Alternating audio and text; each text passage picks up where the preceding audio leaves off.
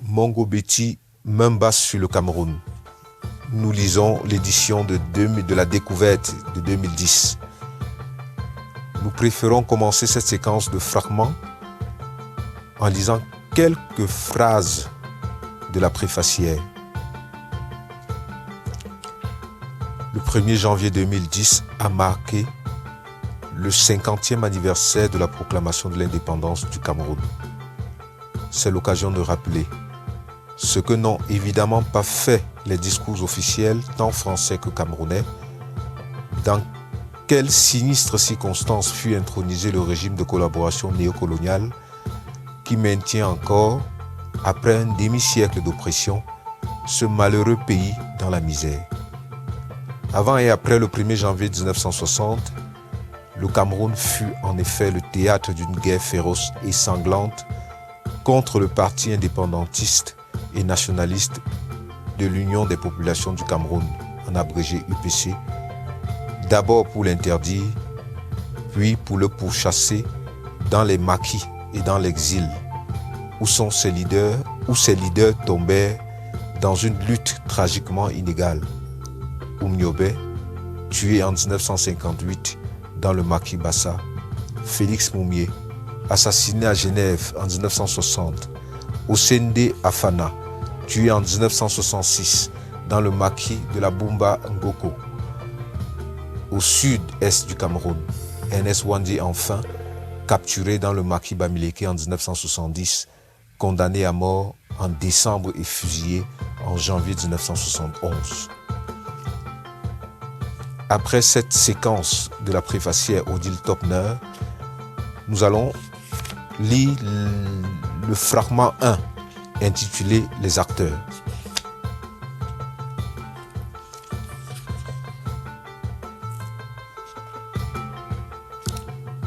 C'est la Seconde Guerre mondiale qui a ravi le Cameroun à l'anonymat, bien que durant toutes les hostilités, la scène du pays doit demeurer vide d'acteurs africains.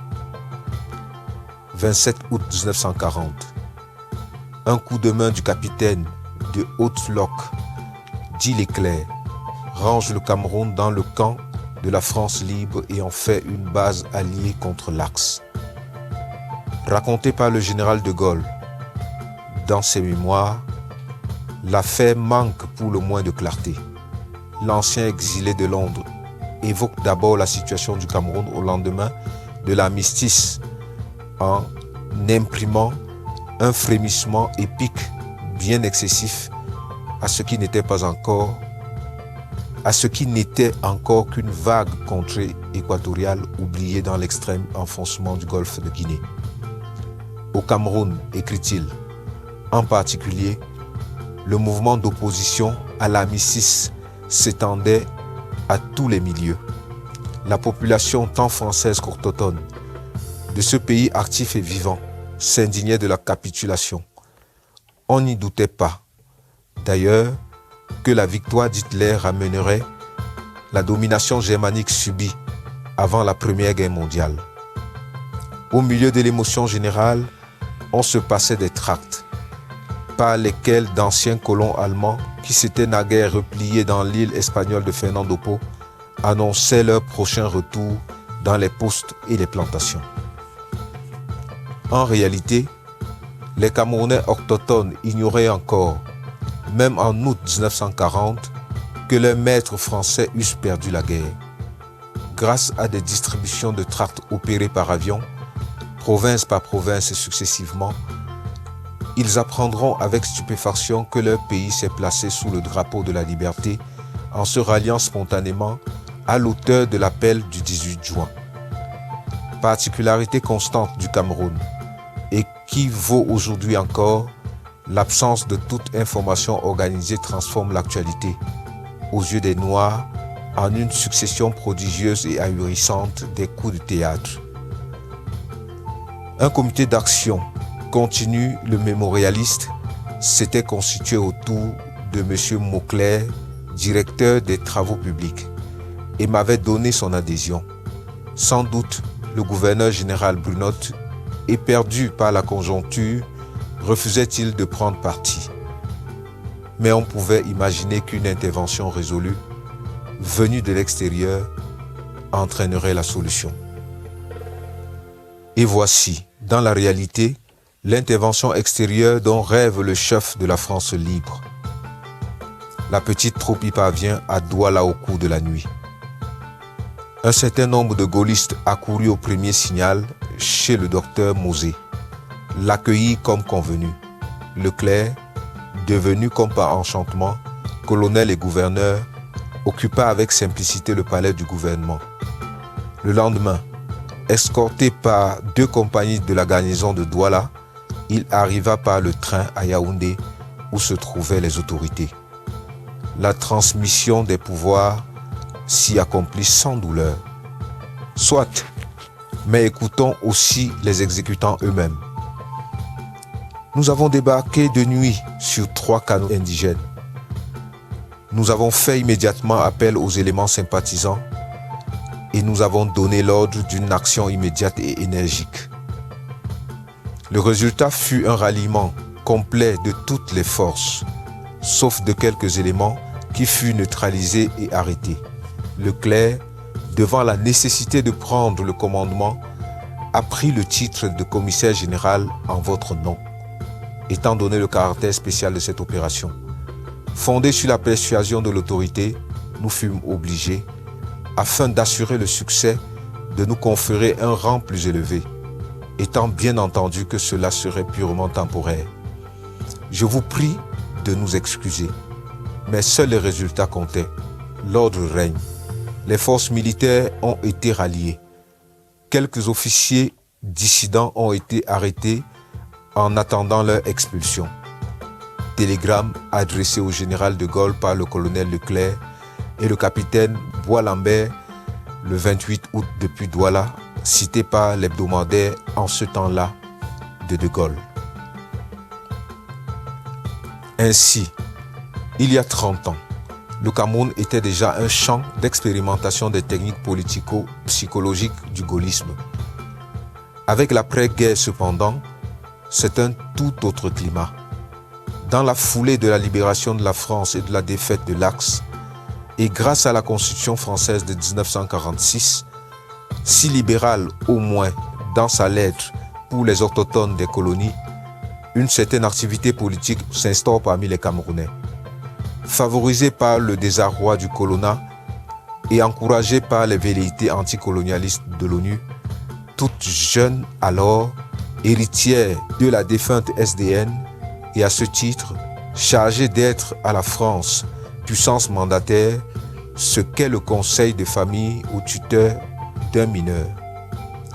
18 décembre 1944.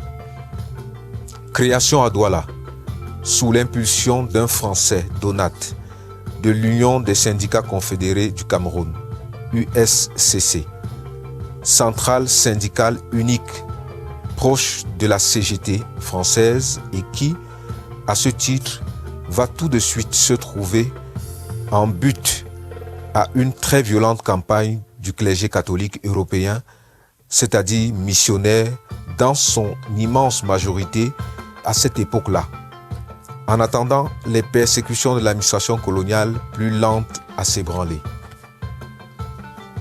25 septembre 1945, très grave événement à Douala, les premiers d'une telle nature et d'une telle ampleur dans les annales de la colonie depuis l'avènement de l'autorité française. Au cours de la première grande grève organisée par l'USCC, le colonat et le patronat blanc, exaspérés jusqu'au paroxysme, s'agitent. C'est alors que de jeunes désœuvrés africains, provocateurs stipendiés du colonat, comme on l'a su depuis, saccagent quelques édifices, prétexte providentiel pour les Blancs qui s'emparent aussitôt du dépôt d'armes et de munitions mollement gardées par la garnison dont certains éléments blancs se joignent à eux.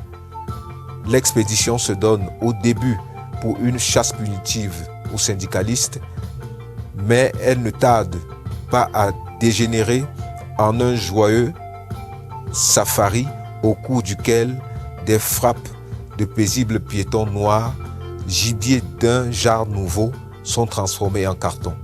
Cependant, un commando de colons qui s'était présenté au domicile du syndicaliste blanc, Lalaurie, homme de gauche connu pour son rare dévouement en faveur des Africains, est surpris par la résistance de ce dernier et perd dans la rixe un des membres les plus exaltés du colonat blanc. Les colons occupèrent la ville pendant 2 jours, massacrant, selon une estimation officielle, 80 personnes. Voici sur cette affaire un témoignage inappréciable recueilli avec le recul d'un quart de siècle auprès de l'avocat qui a défendu les syndicalistes agressés par les colons. Propos rapportés dans un ouvrage à paraître par Abel Eyinga, professeur de droit à l'Université d'Alger, spécialiste de l'histoire politique récente du Cameroun, auquel je suis redevable de la majeure partie des informations utilisées ici. C'est Maître Gamonnet, avocat parisien, qui parle. Je me suis rendu au Cameroun en 1945 pour défendre 4 personnes arrêtées là-bas à la suite des grèves sanglantes de 1945. Moumé Etia, Lalaurie, Soulier et un 4e monsieur que les colons avaient arrêté sans trop savoir pourquoi. Alors en France, au pouvoir, un gouvernement truffé de communistes, Torres, Gazier et de cégétistes. La nouvelle étant arrivée à Paris de l'arrestation des cégétistes au Cameroun et communistes et socialistes n'ayant pu se mettre d'accord sur le nom de l'avocat engagé et envoyé là-bas pour assurer leur défense, on me chargea de cette mission. Moi qui n'étais ni socialiste ni communiste, mais un simple brave homme. Des Sandboys avaient profité des grèves pour descendre dans la rue et causer du grabuge, saccageant, disait-on, des magasins et tout alentour, mais sans faire aucune victime. Par contre, les militaires blancs stationnés au terrain d'aviation étaient armés et ils se sont servis de leurs armes. À vrai dire, ils faisaient des cartons sur les Camerounais. Personne n'a pu dénombrer exactement les personnes décédées dans ces conditions, puisqu'on ramassait les morts au fur et à mesure. Mais j'ai entendu un peu partout avancer le chiffre de 85 morts. Ce qui est certain, c'est que les colons voulaient la peau des syndicalistes rendus, à tort ou à raison, responsables des troubles. Le gouverneur Nicolas se trouvait à Douala, mais il était devenu en quelque sorte le prisonnier colon. Il avait refusé de distribuer les armes aux Blancs au début de l'émeute. Alors, ces derniers se sont débrouillés comme ils l'ont pu. Vers la fin, cependant, Nicolas réussit à reprendre le contrôle de la gendarmerie. Lalaurie, lui, a descendu le président ou le secrétaire de la chambre de commerce qui, avec 3 autres colons, s'était aventuré chez lui pour l'arrêter. Derrière la porte, à claire-voix, Lalaurie a entendu le déclic d'une mitraillette. Il tira et abattit sur le coup le monsieur en question.